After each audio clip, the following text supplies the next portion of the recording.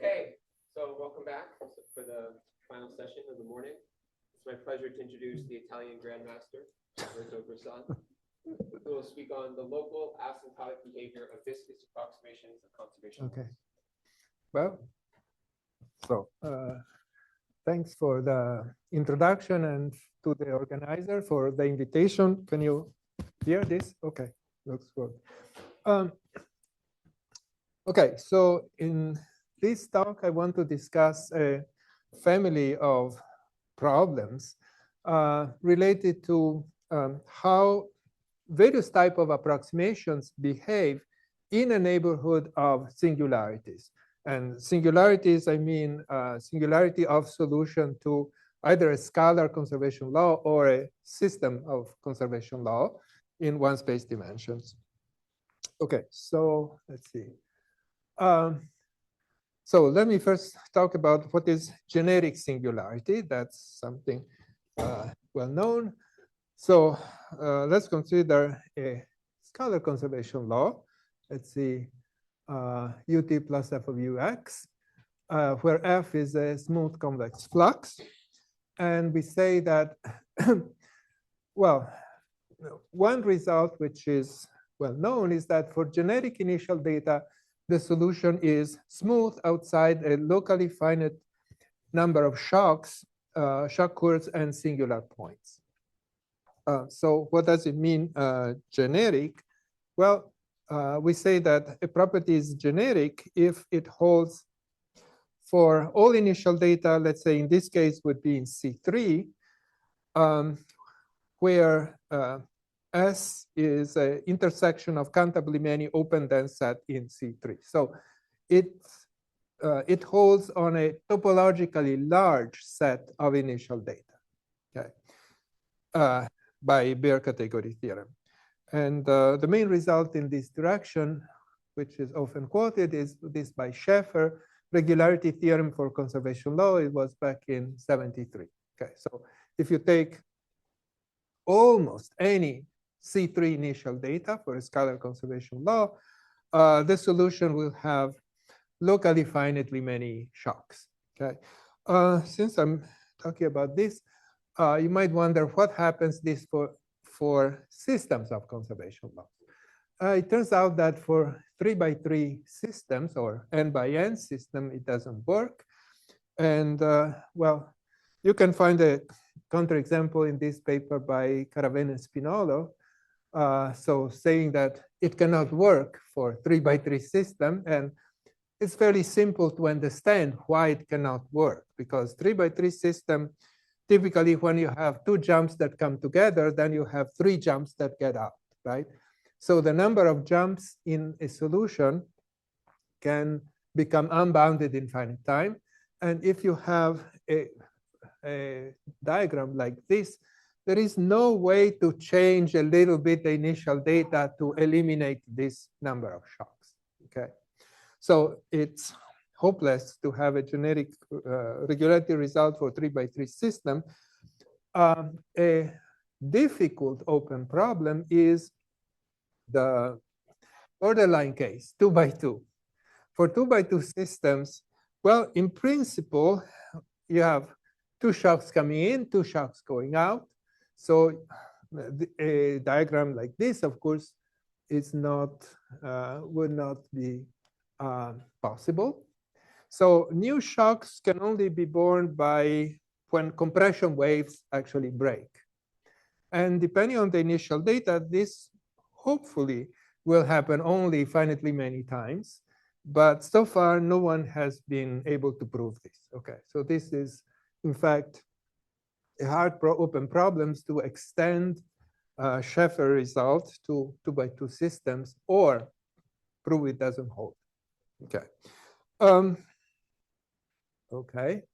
So generic singularity for a solution to a scalar conservation law with convex flux are well known. So these are, let's say, points A along a shock, a point B where a new shock, two shocks, a point B where a new shock forms, or a point C where two shocks merge together.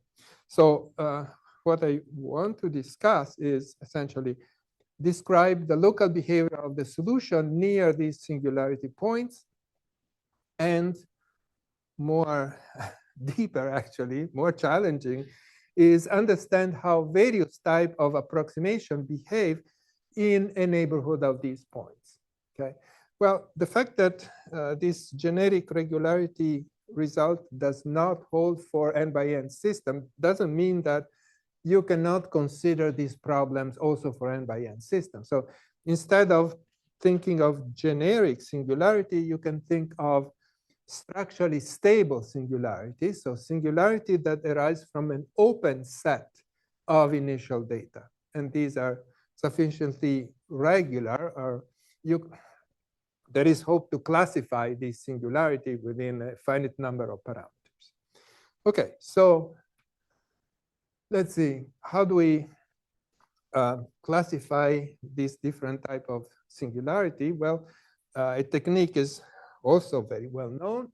So one thing you can do is do a local rescaling, which essentially amounts to take a microscope and enlarge the solution in a neighborhood of this point. So for example, the simplest type is along a shock curve in xt space. You take a point on the shock curve, and what you do, you rescale time, you rescale space, and as epsilon goes to 0, it means you take this microscope and enlarge more and more. What do you see? Well, you see essentially a single shock.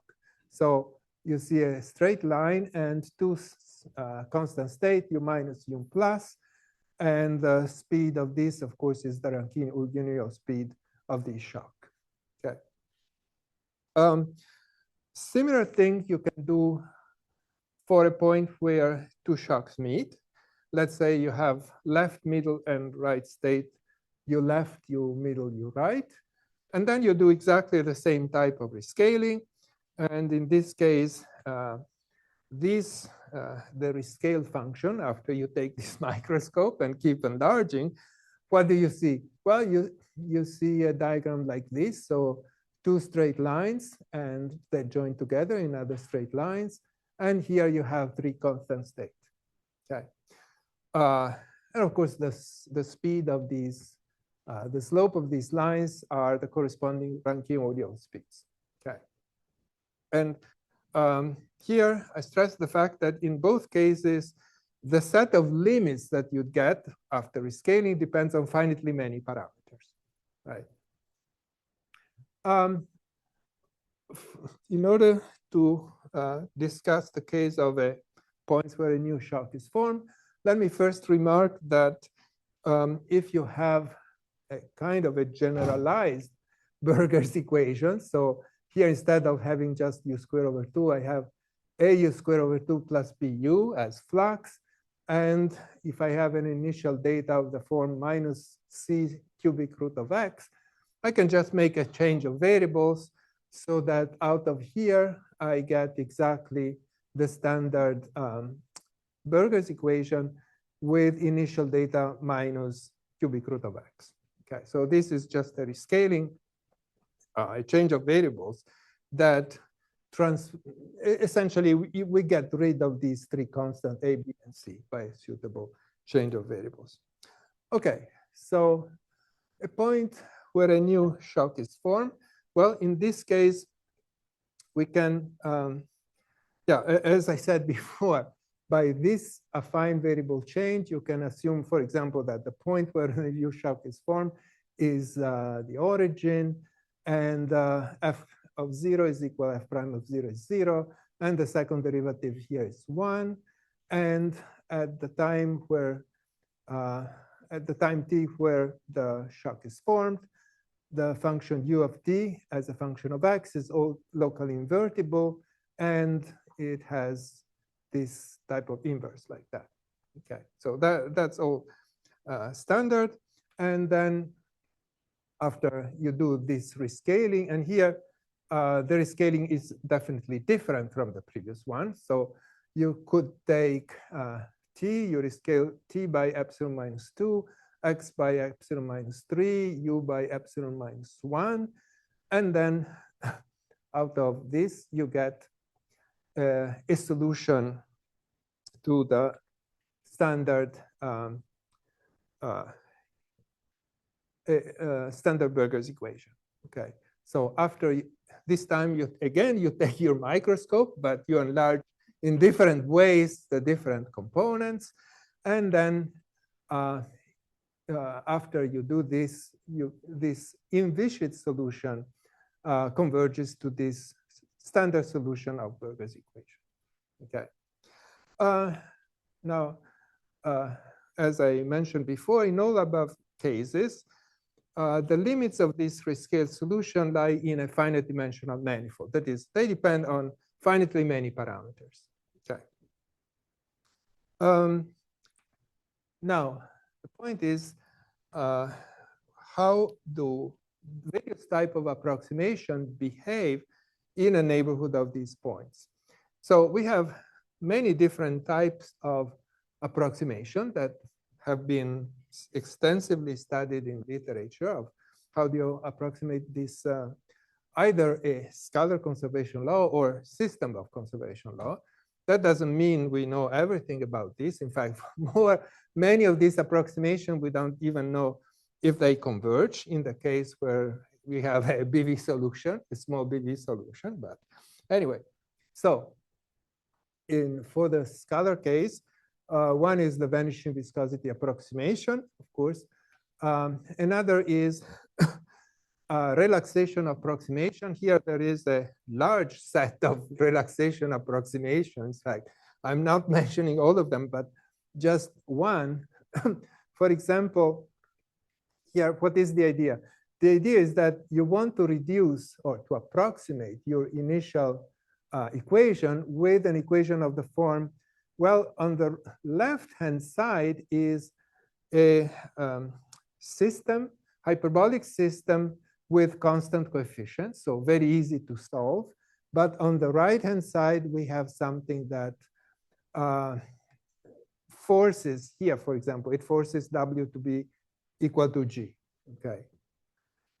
So, for example, if I want to approximate this equation here by an equation of this form, how can I do that? Well, I should take G prime, well, a G such that G prime is positive, and I want V is equal F of U to be the inverse of U is equal V plus G of V. If I can do this, then it works. Let me check. It works because, let's see, if I sum these two, the left-hand side, well, the right-hand side is 0, so you see immediately. So this becomes Vt plus Vx plus Wt is equal 0. And because of this one, you see Vt is pushed very close to G of V. So formally, we expect that W should be almost equal to G of V. So what happens to Ut plus F of Ux? Well, U is V plus GV by construction. So this is V plus G of V sub T plus V sub X. Yeah, F of U is V. So this is V sub, F of U sub X is V sub X. And this would be V sub T plus G of V is almost W. So Wt plus V of X, V sub X, and this is equal to 0. Okay, so formally, it should converge to a solution of the original equation. And in fact, this is known for smooth solution. A tough problem is to prove that actually still converges for general BV solutions or small BV solutions. In fact, there are some results of Stefano Bianchini using center manifold theory in infinite dimensional space that generalize the convergence of vanishing viscosity, actually not with B constant. With B constant, this is known, and for system with this type of like Shinejin relaxation problem. This is known. In general, it's not known if they converge. Okay. Another type of approximation which has become very popular in recent years, it's related to model of traffic flow. So model of traffic flow here, if rho is the density of cars and v is the velocity of cars, the standard conservation law says that rho t plus rho times v of rho sub x is equal 0. Okay, but people have been looking at known local models. So here, the velocity does not depend on the density at that same point, but depends on some average value of the density in the forward direction, in front of the car. Okay, so for example, you could take rho sub epsilon here, some average value of rho at points ahead in the, okay. And it's clear that when epsilon goes to 0, this approaches rho of dx, right? It's like a kernel that converges to a Dirac delta, okay? And we have some results on convergence of these. And also, of course, there are lots of discrete and semi-discrete numerical schemes. So for all this approximation, as epsilon goes to 0, it's well known that they converge, provided that the exact solution is smooth. That's mostly a Taylor expansion. For a general BV solution, even in some cases, also for n by n hyperbolic systems, we know that these approximations converge in L1 log. The question I want to discuss here is how do these approximations behave in a neighborhood of a singularity? Of course, I know that vanishing viscosity approximation converge in an L1 sense everywhere. So if you have a jump, of course, near the jump, they will be close, okay? But can we describe the behavior of these jumps more carefully in a neighborhood of a point? Okay, so here I should mention some related work. So given a piecewise smooth solution of this conservation law, or system of conservation law, we can construct this family of viscous approximation. And then there are works first by Goodman and Shin, and more recently by Anderson, Chaturvedi, and Graham, that they construct a solution to the solution to the viscous equation that converge to the solution of the indicit one. Okay, here the point of view is somewhat different because we do not construct anything. Okay, so what we want to do is just take any family of approximate solution, look at one single point and rescale and see how they behave in a neighborhood of that point. Okay, typically a point of singularity.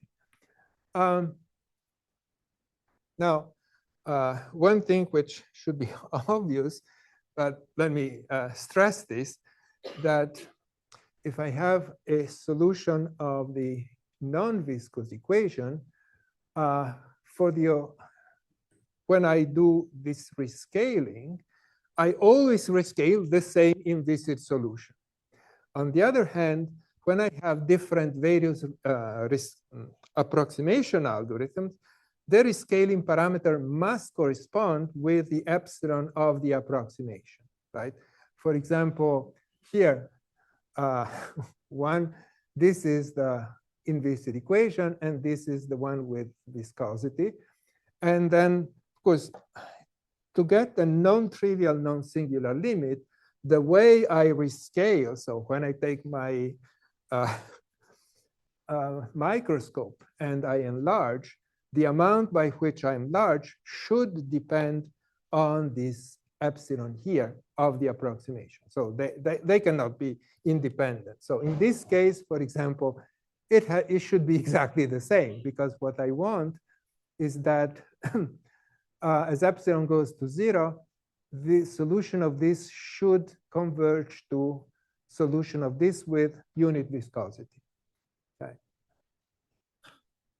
Okay, so what could be a rough guess that works for possibly all sorts of approximate solution? Okay. I mean, making conjecture is easy, then solving, proving it's a different thing. But we can make conjecture, that is, if we have a solution to the Cauchy problem in non-viscous, then for any of these approximation methods, consider a family of approximations of approximate solution with initial data that converge in C3. So I'm taking smooth initial data, for example, and I want convergence of the initial data.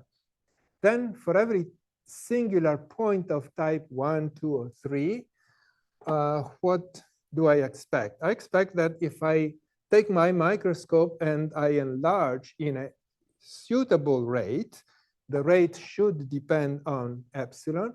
So for example, T epsilon should be some epsilon to the minus alpha.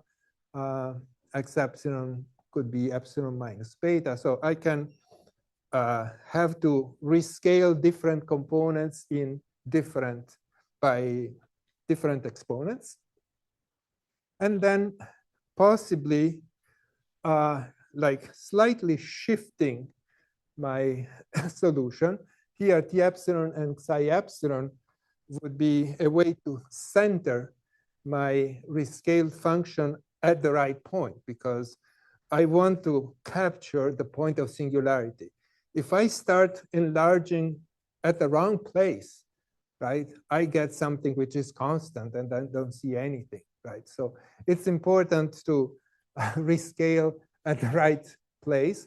And this can change as a function of epsilon.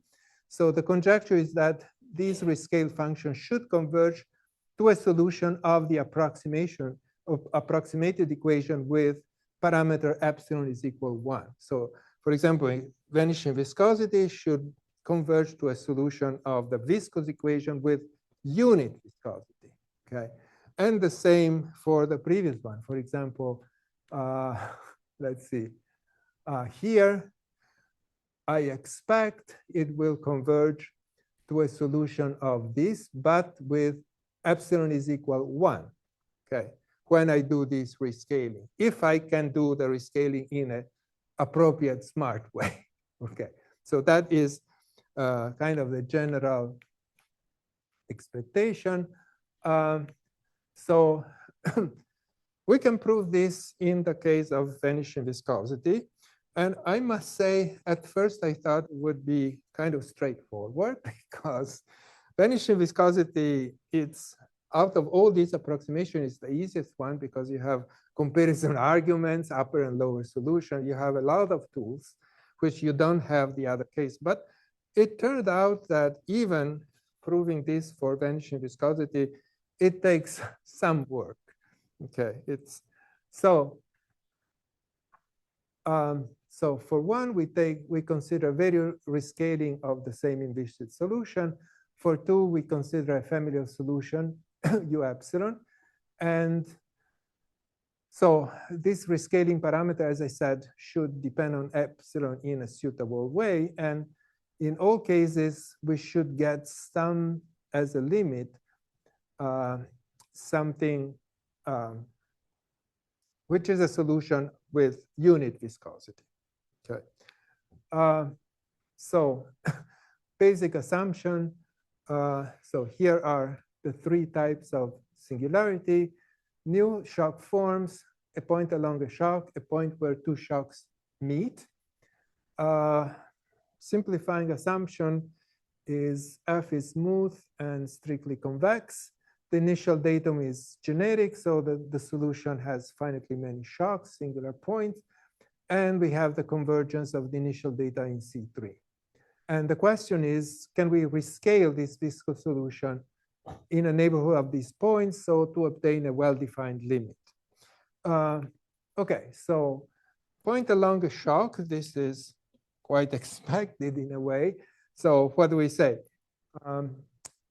say that if we have a point where the initial solution has a shock with left and right states u minus u plus, then given a family of vanishing viscosity solution, then we can take a rescalings of this point so that these converge to a viscous shock profile joining the state u minus u plus uniformly on bounded sets.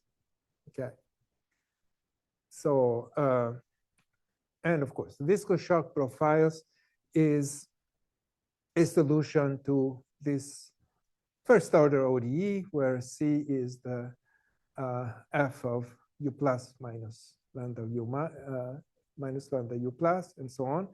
And of course, a viscous profile is defined up to a shift. To determine it uniquely, then we can assume that at the origin is u minus plus u plus over 2, just to fix one. Okay. How about two shocks merging? Well, first of all, we have to define what limit solution do we expect to obtain after we make these rescalings, like with a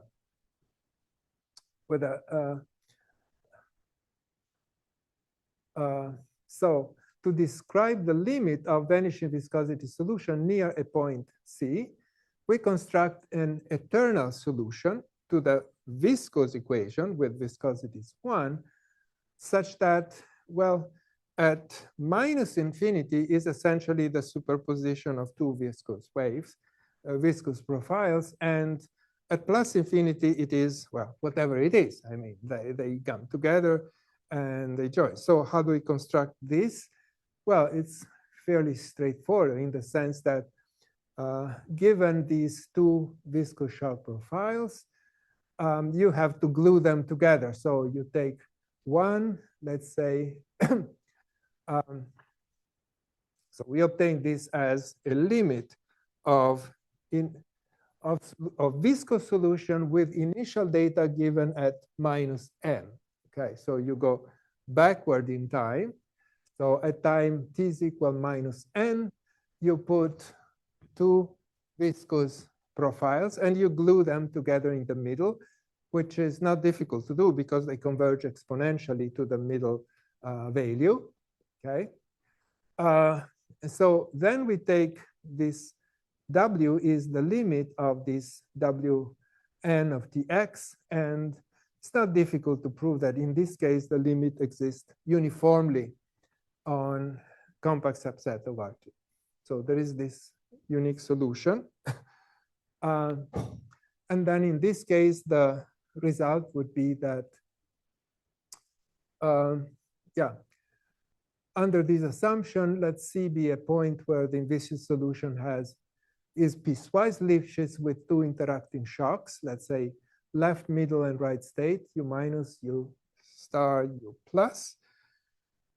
And then given a family of this vanishing viscosity solution, after you make this small shift, right? So you take this small shift. These are points that converge to tau psi. Then these rescaled functions converge uniformly on bounded set to this eternal viscous solution. That at minus infinity is the superposition of two independent shock viscous profiles, and the plus infinity is, well, it has to converge to a single viscous profiles, of course. And this is approached uniformly on bounded sets. Finally, a point where a new shock forms. Let's see. In the implicit case, well, we know that after an affine change of variables, these rescaled functions converge to the globally defined solution of, and here I can take just Berger's equation with initial data, well, data at time t is equals 0 equal to minus cubic root of x. Okay, so just I eliminate these parameters by just some straightforward changes of variables. And what is the limit of rescaled viscous solutions? Well, it turns out that you have to rescale in the form of u epsilon is epsilon to -1/4, tau epsilon plus epsilon 1/2 t, and epsilon to the 3/4 x. I mean, compared to the previous one, I have to take -1/4, 1/2, and 3/4 instead of -1, 1, and 3. Sorry, -1, 2, and 3. But just in order that in here I get uxx with coefficient 1. So I want, when I do the rescaling, to get a viscous conservation law with the viscosity equal 1. Okay, so that's why we need that. So what is the limit of this? Well, the limit is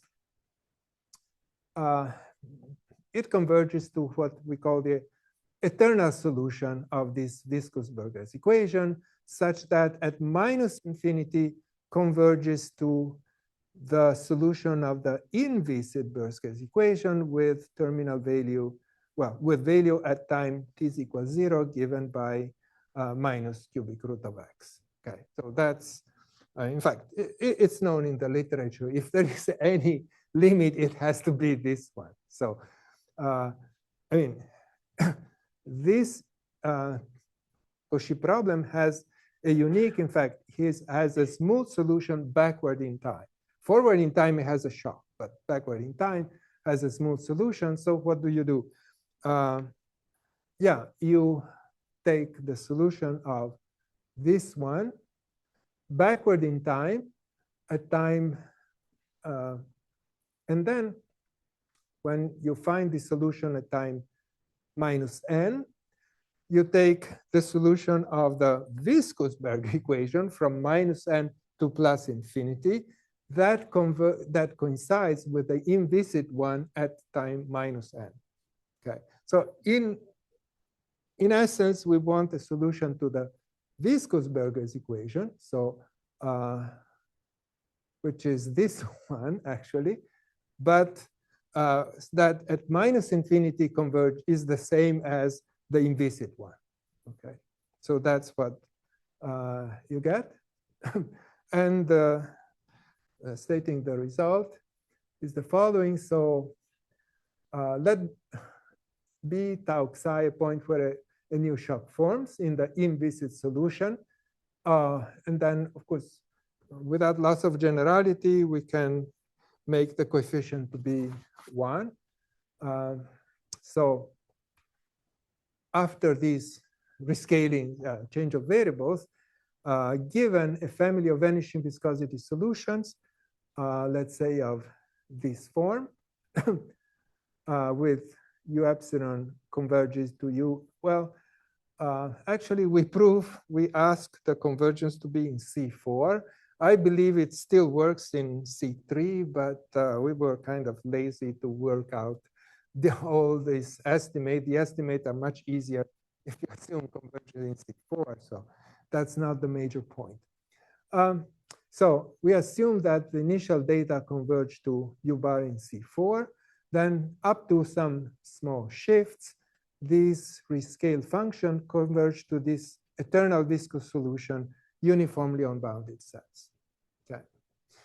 Okay, so these are the main results. Let me say, we expect that similar results should hold also for the other types of approximation, like relaxation approximation, non-local approximation of the traffic flow equations, and so on.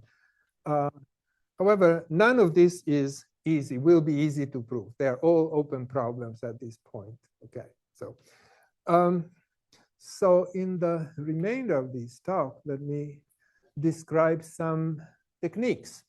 Okay, so what tools does one need to prove results of this type? Well, first, let me recall some result with Carlotta Donadello, 2007, which is about the formation of viscous shock. So the setting is this.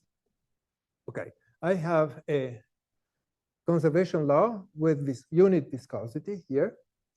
And I start with an initial data, which has this form. So there is an interval a, b, where it does whatever it does. Okay, anything in the middle. And then for x less than a is very close to some value u minus. And for x bigger than b, it's very close to some other value u plus. Okay, and between a and b is anything. So it's between little m and big M. Okay, so the question is, we expect that as time goes by, the solution will be close to a traveling wave profile, right? How long does it take to become close to this traveling wave profile? Okay, notice that this is not an asymptotic result. In fact, for these initial data, the solution does not converge to anything as t goes to infinity, because we are not assuming that at plus infinity it converges to u plus, or at minus infinity it converges to u minus, right? In fact, it could keep oscillating inside this tiny tube a lot, okay?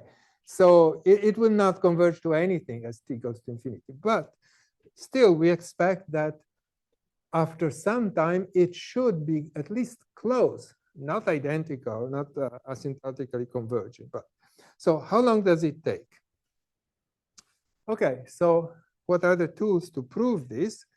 Well, the basic tool is to look at in the same equation, but in transformed variables. So given a solution to ut plus f of ux is uxx, consider the variable w, and this would be the corresponding flux. I mean, here you think that the flux is f of u minus u sub x, right? If you include the viscosity in the flux, right? Okay, so now I can plot my function as here I plot u, and here I plot the flux f of u minus ux. Okay, so what happens? For example, if u is this function here, what is the corresponding curve? Well, you see, when ux is 0, I am about here. So I am on the graph of f. When ux is negative, I am above, I'm higher than the graph of f, right? So I am over here. And then again, down here, the ux is 0, so I am on the graph of f. Then ux is positive, so I am below the graph of f. Another point where ux is 0. At this point here, I am here, and then eventually the solution goes to this limit here, and this would be the corresponding curve. Okay, so as you have a solution of your conservation law, this curve also moves in time. So how does it move? Well, it's again well known. After some manipulation, you get wt is this square times wuu. And the nice thing is that it evolves in the direction of curvature. And in fact, this is a tool which has been widely used to prove stability of viscous traveling wave. Okay, because because in the transform variables, a traveling profile corresponds precisely to a segment. So if you have a segment in these new variables, you know that this corresponds to a traveling profile. Of course, the traveling profile is determined up to a shift. Okay, but and one thing we proved with Carlotta Donatello in that paper is a quantitative converse. So assume that I have a profile u, and I tell you that the corresponding curve gamma is very close to a straight segment. Okay, and then you want to say that the corresponding function u is very close to a traveling profile. Okay, this is very useful to say in particular stability of traveling profile. And, okay, So, so that means that for every small delta, let ux be a smooth profile which satisfies this. So it means that f of u minus ux, this is a point on the curve gamma. And we are saying that this is very close to the segment, to the red segment, capital gamma. Okay, so if it is close, then the corresponding profile u is very close to some traveling wave profile, if you choose carefully the shift. Okay, and the difference, of course, if this is less than delta, this is less than, let's say, k times delta. Okay, so that's a useful tool.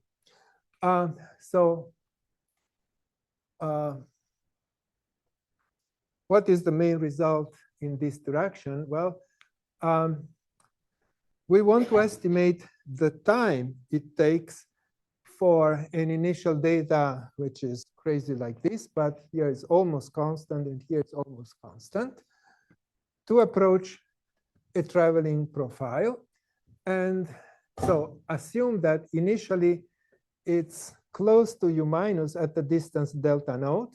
And here is delta naught close to u plus, okay? And then if you give me any delta, but delta, of course, cannot be smaller than delta naught. It will never get closer than delta naught, okay? So let's say delta bigger than 4 delta naught, okay? So not too close. And how long does it take in order that your profile differs from the traveling profile by less than a constant O1 times delta, okay? And the time, of course, depends on delta. If you want to be very close, you have to wait a long time. How long? Well, O1 times 1 plus b minus a, which is this, times 1 over delta to the minus 2. Okay, so that's the main estimate. So how does one prove something like this? Well, as I said before, the trick is to look at the equation in this transform variable. So look at what happens to the curve gamma that moves in the plane. So let's say initially I have a curve gamma like this, which may take value much smaller than u plus and much bigger than u minus initially. So if I wait a time t1, then I can say that the curve will take values almost very close to u plus and very close to u minus. So the domain shrinks to a small neighborhood of u plus and u minus.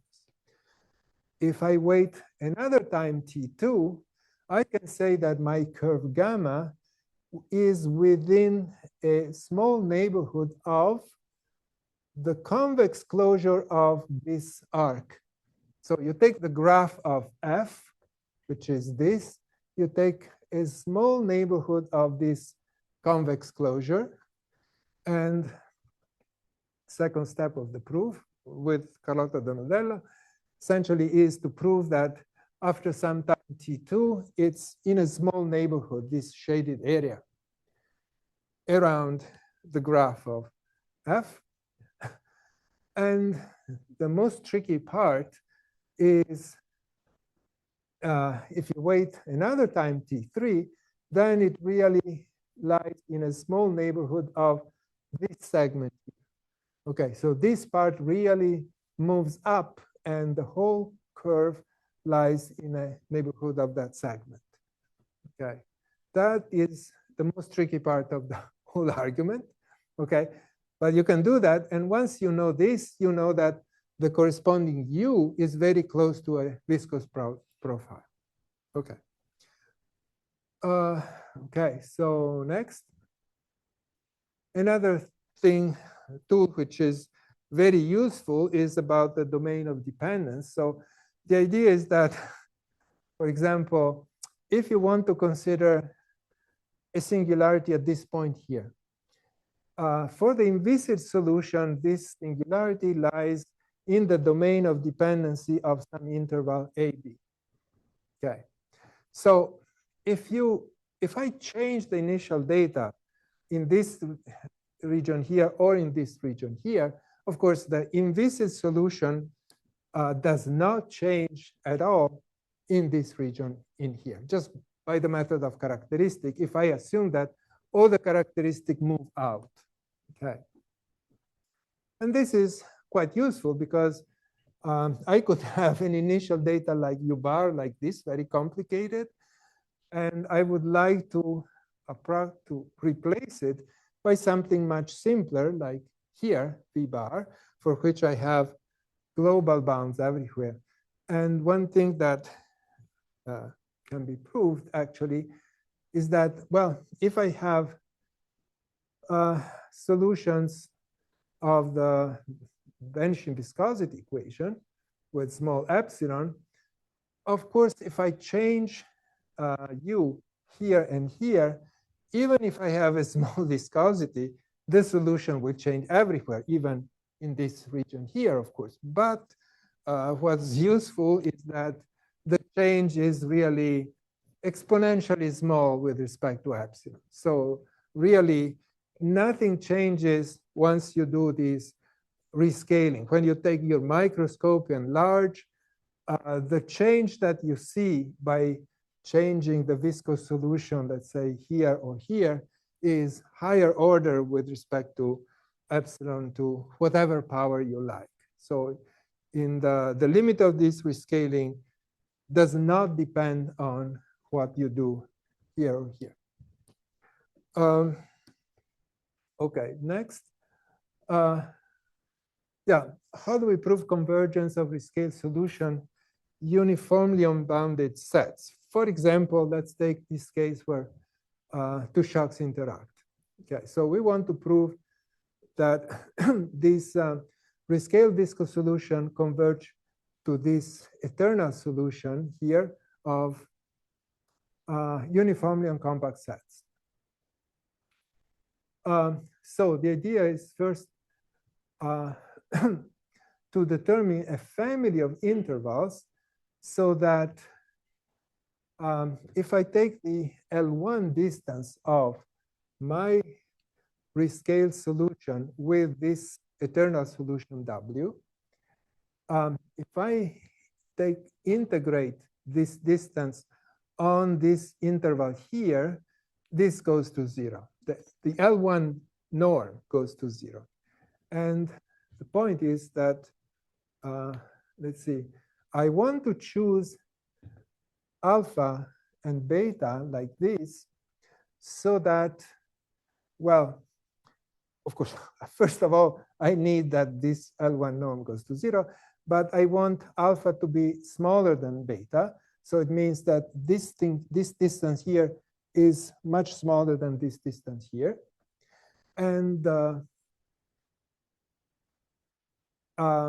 so that essentially, if it converges here, the L1 norm should be go to 0 on the domain of dependency. And by choosing this much bigger, beta much bigger than alpha, I can make sure that this domain of dependency contains the origin. In fact, when epsilon goes to 0, they invade the whole plane. Okay.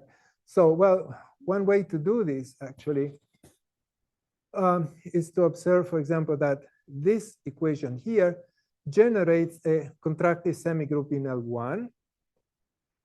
So one thing I could do is the following. I could change my viscous equation. I change the data at time t epsilon. Okay, so what I do, I take another function, u hat epsilon, which coincides with u epsilon here, and over here essentially coincides with w. Okay. I mean, I know that the difference between u epsilon and w goes to 0. So it's very small if I take the integral here. Of course, if I take the integral over the whole real line, that might be huge. Okay, so it's not going to work. So what I do, I change my function u epsilon outside this, so that now the difference between u hat and w is still small and goes to 0. Okay. And now I can say that u hat epsilon minus w at any time t, at any time here, still goes to 0 on the whole real line. Okay. But then I can say that if I look at the domain of dependency, so if I look at just this interval, j epsilon of t, is in the domain of dependency. So if u and u hat are the same on this interval, the red one here, then since this is in the domain of dependency, they are almost the same also on j epsilon of t. Okay. So I can say, yeah, so the difference between u epsilon and the limit w on this interval j epsilon of t is almost the same or smaller or equal than the difference. Oh, sorry. It's almost the same as the difference between u hat and w in this interval here, right? Because it's a domain of dependency, right? If the two solutions are the same on this red one, are almost the same also on the blue one. Okay. I mean, this would be obvious if there was no diffusion, but even with some diffusion, you have these characteristics are strictly flowing out, and the size of this interval, the thickness of that goes to infinity. Okay, so even with unit diffusion, the amount of mass that percolates inside goes to 0 exponentially fast, essentially. That's the bottom line.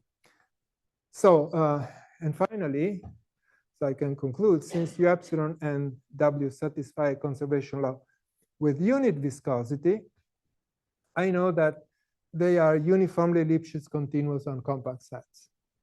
Okay. So if I know that they converge in L1 and they are uniformly Lipschitz continuous, it means that they converge uniformly on bounded sets. And that is concludes the proof in the vanishing viscosity case. Okay. I don't expect that the proof will be easy in the other cases like relaxation or non-local approximation, because here we are extensively using comparison principle, upper and lower solution. I believe that a similar result would be true, but I think the proof will be considerably deeper. Okay, so I think with this I can conclude, and thanks for the attention.